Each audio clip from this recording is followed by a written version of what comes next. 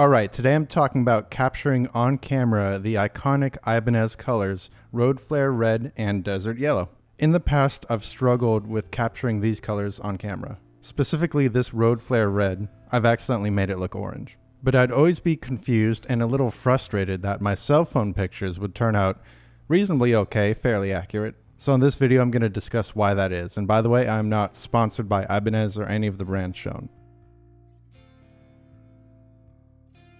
So to get to the bottom of this, first we have to talk about what are fluorescent colors. What these fluorescent paint jobs are doing is shifting light from one wavelength to another when it emits it. And this is how these colors seem brighter than they actually are. They're not just reflecting light of one wavelength.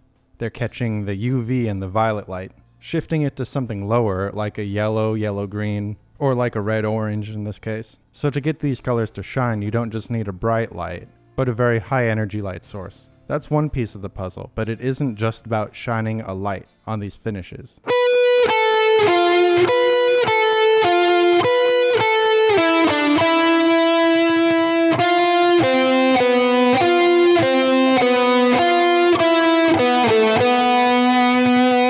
How can we make these colors better show up on camera, especially if it's nighttime when there's no natural sunlight? And camera settings are a big factor. It's not just that there's no UV light shining in. I'm shooting my videos in the log format. And so what this basically means is the base video file has less contrast and low saturation. The purpose of doing this is to get as much light data as possible while discarding some saturation data. And you can do this for a higher dynamic range. You have more ability to manipulate the highlights and the shadows, and you can always color grade the video at the end in the editing step. You can apply a lookup table, for example. And so that's the solution I found. It's a combination of these factors. That's what's been making this guitar look orange. Some extra saturation is needed in post-editing to bring that color back, to bring that Road Flare Red out. Because I'm not getting any natural UV light in here, especially not at this time of day. And the desaturated look of the log video, plus the lookup table I was using, also has a desaturated kind of look almost.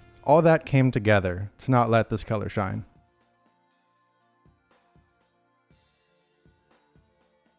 Now, it's not just daylight that these colors react to. If you have a cyan light or a blue light, different colors of lights, you get different results.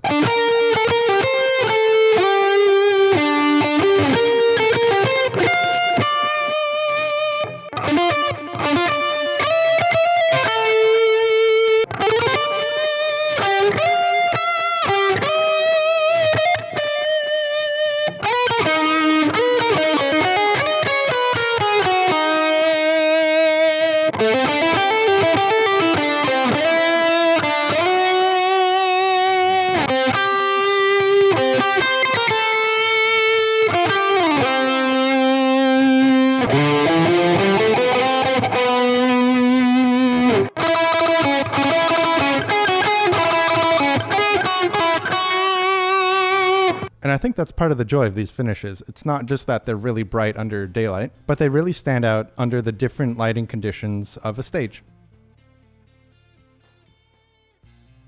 So there you have it. A combination of camera settings and time of the day was holding back these colors in my previous videos, especially for this one here, this Road Flare Red. But if you're having this problem too in your videos, hopefully this is helpful. I really enjoy how the Road Flare Red looks when it truly shines, but I do kind of like the desaturated look of the Desert Yellow. Not to say that I dislike the glowing look of the Desert Yellow, but what are your thoughts? Do you love how these throwback colors look and shine, or are they too over the top?